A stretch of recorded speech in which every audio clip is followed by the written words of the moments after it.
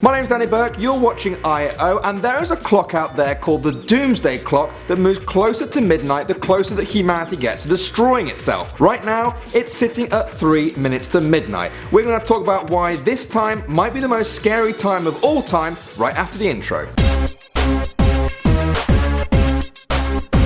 The Doomsday Clock is a symbolic clock that represents a countdown to the end of the world as we know it. It was originally founded by the Bulletin of Atomic Scientists in 1947 after the Second World War to show the world how close it was to a potential nuclear war. The idea is that the closer the minute hand is to midnight, the closer we are to a nuclear war. But since 2007, they've also included the threat of bioterrorism and cyber attacks. In the past 69 years since it was created, the clock has had its time changed a total of 22 times to reflect the good or bad events that are happening in the world. In 1991, after the fall of the Soviet Union, the scientists turned the time back to 11:43, 17 minutes to midnight, and the furthest from doomsday the world has ever been. In 1953, the clock was the closest it's ever been to midnight after the United States and the Soviet Union both tested hydrogen bombs. At that time, it was just 2 minutes to midnight, and yesterday the scientists announced it's been 3 minutes to midnight since January last year. And although you might think that no change is good change, in this case it's not really at all. We kind of want to be moving away from midnight. So why is the world this close to ending? In a statement, the scientists cited tensions between the United States and Russia